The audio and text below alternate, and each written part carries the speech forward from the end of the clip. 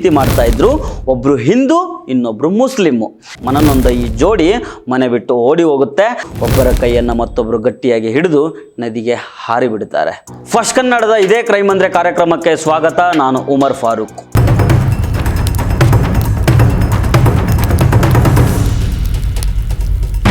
ಪ್ರೀತಿ ಈ ಎರಡಕ್ಷರದ ಪದಕ್ಕೆ ಇಡೀ ಜಗತ್ತನ್ನೇ ಗೆಲ್ಲುವ ಶಕ್ತಿ ಇದೆ ಅಂತ ಹೇಳ್ತಾರೆ. ಆದರೆ ಅದೇ ಪ್ರೀತಿ ಇವತ್ತು ನಮ್ಮ ಸಮಾಜದಲ್ಲಿ ಧರ್ಮ, ಜಾತಿ ಅನ್ನೋ ಗೋಡೆಗಳ ನಡುವೆ ಸಿಲುಕಿ ಒದ್ದಾಡ್ತಾ ಇದೆ. ಮನುಷ್ಯನನ್ನ ಪ್ರೀತಿ ಮಾಡೋದಕ್ಕಿಂತ ಹೆಚ್ಚಾಗಿ ಆತ ಯಾವ ದೇವರಿಗೆ ಕೈ ಮುಗಿತಾನೆ ಅನ್ನೋದೇ ಇಲ್ಲಿ ಮುಖ್ಯ ಆಗ್ತಾ ಇದೆ. ಇವತ್ತು ನಾವು ನಿಮ್ಮ ಮುಂದೆ ಇಡ್ತಾ ಇರೋದು ದಾವಣಗೆರೆಯ ಒಂದು ನೋವಿನ ಕತೆ. ಸಮೀರ್ ಮತ್ತು ಸಿಂಚನ ಇಬ್ಬರು ಪರಸ್ಪರ ಪ್ರೀತಿ ಮಾಡಿದ್ರು, ಜೊತೆಯಾಗಿ ಬಾಳುವ ಕನಸನ್ನ ಕಂಡ್ರು. ಆದರೆ ಸಮಾಜ ಮತ್ತು ಕುಟುಂಬದ ಧರ್ಮ ಅನ್ನೋ ಅಡ್ಡಗೋಡೆ ಅವರನ್ನ ಸಾವಿನ ದೌಡೆಗೆ ತಳ್ಳುತ್ತೆ. ತುಂಗಭದ್ರಾ ನದಿಯ ಸೇತುವೆ ಮೇಲಿಂದ ಜಿಗಿದ ಆ ಕ್ಷಣದಲ್ಲಿ ಅವರು ಸಾಯೋದಕ್ಕೆ ಬಯಸಿದ್ದು ಕೇವಲ ಪ್ರೀತಿಗಾಗಿ ಅಷ್ಟೇ ಅಲ್ಲ, ಈ ಸಮಾಜದ ಕಟು ವಾಸ್ತವದಿಂದ ಮುಕ್ತಿಯನ್ನ ಪಡ್ಕೊಳ್ಳೋದಕ್ಕೆ. ಈ ಸ್ಟೋರಿ ಬಗ್ಗೆ ಡೀಟೇಲ್ ಆಗಿ ನೋಡ್ತಾ ಹೋಗೋಣ. ಈ ವಿಡಿಯೋವನ್ನ ಕಡೆ ತನಕ ಮಿಸ್ ಮಾಡದೆ ನೋಡಿ.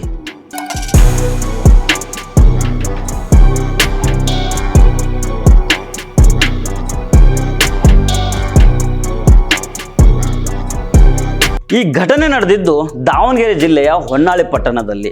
ದಾವಣಗೆರೆ ನಗರದ ಬಾರ್ಡ್ ಕ್ರಾಸ್ ನಿವಾಸಿಗಳಾದ ಸಿಂಚನ ಮತ್ತು ಸಮೀರು ಕಳೆದ ಕೆಲವು ವರ್ಷಗಳಿಂದ ಪರಸ್ಪರ ಪ್ರೀತಿ ಮಾಡ್ತಾ ಇದ್ರು. ಒಬ್ರು ಹಿಂದೂ, ಇನ್ನೊಬ್ರು ಮುಸ್ಲಿಂ. ಈ ಧರ್ಮದ ವ್ಯತ್ಯಾಸ ಅವರ ಪಾಲಿಗೆ ಶಾಪ ಆಗುತ್ತೆ. ಮನೆಯವರು ಇವರ ಪ್ರೀತಿಗೆ ಕಡು ವಿರೋಧವನ್ನು ವ್ಯಕ್ತಪಡಿಸ್ತಾರೆ. ಮನನೊಂದ ಈ ಜೋಡಿ ಮನೆ ಬಿಟ್ಟು ಓಡಿ ಹೋಗುತ್ತೆ. ಮೈಸೂರು, ಶಿವಮೊಗ್ಗ ಅಂತ ಅಲ್ದಾಡ್ಕೊಂಡು ಬರುತ್ತೆ. ಆದರೆ ಎಲ್ಲಿ ಹೋದ್ರೂ ಈ ಸಮಾಜ ಅವರನ್ನು ನೆಮ್ಮದಿಯಿಂದ ಬದುಕೋದಿಕ್ಕೆ ಬಿಡೋದಿಲ್ಲ ಅನ್ನೋ ಭಯ ಅವರನ್ನು ಕಾಡತೊಡಗುತ್ತೆ. ಕೊನೆಗೆ ಬೇರೆ ದಾರಿ ಇಲ್ಲದೆ ಸಾವೇ ನಮ್ಮ ಅಂತಿಮ ನಿರ್ಧಾರ ಅಂತ ನಿರ್ಧರಿಸಿ ಹೊನ್ನಾಳಿಗೆ ಬರ್ತಾರೆ. ಆ ಎತ್ತರದ ತುಂಗಭದ್ರಾ ಸೇತುವೆ ಮೇಲೆ ನಿಂತು ಒಬ್ಬರ ಕೈಯನ್ನು ಮತ್ತೊಬ್ಬರು ಗಟ್ಟಿಯಾಗಿ ಹಿಡಿದು ನದಿಗೆ ಹಾರಿ ಬಿಡುತ್ತಾರೆ. ಇಲ್ಲಿ ಪ್ರಶ್ನೆ ಉದ್ಭವಿಸೋದು ಏನಂತಂದರೆ, ನಮ್ಮ ಸಮಾಜಕ್ಕೆ ಪ್ರೀತಿಗಿಂತ ಧರ್ಮನೇ ದೊಡ್ಡದಾಯ್ತಾ? ಪೋಷಕರೇ ದಯವಿಟ್ಟು ಕೇಳಿ, ನಿಮ್ಮ ಮಕ್ಕಳ ಸಂತೋಷಕ್ಕಿಂತ ಸಮಾಜದಲ್ಲಿ ಏನಂತಾರೆ ಅನ್ನೋ ಮಾತು ನಿಮಗೆ ಮುಖ್ಯ ಆಗುತ್ತಾ? ಮಗು ಸತ್ತು ಹೋಗೋದಕ್ಕಿಂತ ಮಗು ತನಗಿಷ್ಟ ಬಂದವ್ರ ಜೊತೆ ಬದುಕೋದು ತಪ್ಪು ಅಂತ ಯಾವ ಧರ್ಮ ಹೇಳ್ತದೆ? ಪ್ರೀತಿಗೆ ಬಣ್ಣ ಇಲ್ಲ, ಜಾತಿ ಇಲ್ಲ, ಧರ್ಮ ಇಲ್ಲ. ಎರಡು ಹೃದಯಗಳು ಒಂದಾದಾಗ ಅಲ್ಲಿ ದೇವರನ್ನು ಕಾಣಬೇಕೆ ಹೊರತು ಮಸೀದಿ ಅಥವಾ ದೇವಸ್ಥಾನಗಳಲ್ಲ. ಧರ್ಮದ ಹೆಸರಿನಲ್ಲಿ ಗೋಡೆ ಕಟ್ಟೋರು ಒಂದು ಅರ್ಥ ಮಾಡ್ಕೊಳ್ಬೇಕು, ನೀವು ಕಟ್ಟುವ ಗೋಡೆಗಳು ಪ್ರೀತಿಯನ್ನು ತಡೆಯೋದಿಲ್ಲ, ಬದಲಿಗೆ ಜೀವಗಳನ್ನು ಬಲಿ ಪಡಿತಾ ಇದ್ದಾವೆ. ಸಿಂಚನ ಮತ್ತು ಸಮೀರ್ ನದಿಗೆ ಹಾರಿದ್ದು ಕೇವಲ ಮಾನಸಿಕ ಒತ್ತಡದಿಂದ ಮಾತ್ರ ಅಲ್ಲ, ಬದಲಿಗೆ ನಾವು ಮತ್ತು ನೀವು ಸೃಷ್ಟಿ ಮಾಡಿರುವ ಈ ವಿಷಕಾರಿ ಸಾಮಾಜಿಕ ವ್ಯವಸ್ಥೆಯಿಂದಾಗಿ. ಸಾವಿಗೂ ಆ ಎರಡು ಜೀವಗಳನ್ನು ಬಲಿ ಪಡೆಯೋದಕ್ಕೆ ಇಷ್ಟ ಇರಲಿಲ್ವೇನೋ ಅನ್ನಿಸುತ್ತೆ. ಅದೃಷ್ಟವಶಾತ್ ತುಂಗಭದ್ರಾ ನದಿಯಲ್ಲಿ ನೀರಿನ ಮಟ್ಟ ಕಡಿಮೆ ಇತ್ತು. ಸೇತುವೆ ಮೇಲಿಂದ ಬಿದ್ದ ಪ್ರೇಮಿಗಳು ಪ್ರಾಣಾಪಾಯದಿಂದ ಪಾರಾದರು. ಈಜು ಬರ್ತಾ ಇದ್ದ ಕಾರಣ ಅವರು ಹೇಗೋ ನದಿಯ ಮಧ್ಯದಲ್ಲಿದ್ದ ಒಂದು ನಡುಗಡ್ಡೆ ಹೋಗಿ ಆಶ್ರಯವನ್ನು ಪಡ್ಕೊಂಡ್ರು. ಸ್ಥಳೀಯರು ಇದನ್ನು ಗಮನಿಸಿ ಕೂಡಲೇ ಪೊಲೀಸರಿಗೆ ಮತ್ತು ಅಗ್ನಿಶಾಮಕ ದಳಕ್ಕೆ ಮಾಹಿತಿಯನ್ನು ಕೊಡ್ತಾರೆ. ಅಗ್ನಿಶಾಮಕ ಸಿಬ್ಬಂದಿ ಸಕಾಲಕ್ಕೆ ಬಂದು ಆ ಇಬ್ಬರನ್ನ ಸುರಕ್ಷಿತವಾಗಿ ದಡಕ್ಕೆ ಕರ್ಕೊಂಡ್ಬಂದಿದ್ದಾರೆ. ಸಾವು ಕೂಡ ಅವರನ್ನು ದೂರ ಮಾಡಲಾಗದೆ ಸೋತೋಗಿದೆ.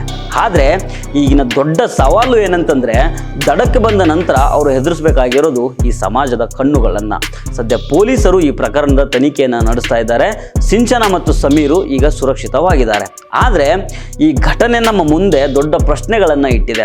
ಮದುವೆ ಆಗೋದಕ್ಕೆ ಹಠ ಹಿಡಿಯುವ ಮಕ್ಕಳನ್ನು ಕೊಲ್ಲುವ ಅಥವಾ ಅವರು ಸಾಯುವಂತೆ ಮಾಡುವ ಪೋಷಕರು ಸಂಸ್ಕಾರದ ಬಗ್ಗೆ ಮಾತಾಡೋದಕ್ಕೆ ಅರ್ಹರಾಗ್ತಾರ? ಪ್ರೀತಿಸುವ ಹಕ್ಕನ್ನು ಪ್ರತಿಯೊಬ್ಬರಿಗೂ ನಮ್ಮ ಸಂವಿಧಾನ ಕೊಟ್ಟಿದೆ. ಆದರೆ ನಮ್ಮ ಸಮಾಜ ಯಾಕೆ ಇವತ್ತಿಗೂ ಮಧ್ಯಕಾಲದಲ್ಲೇ ಉಳ್ಕೊಂಡಿದೆ?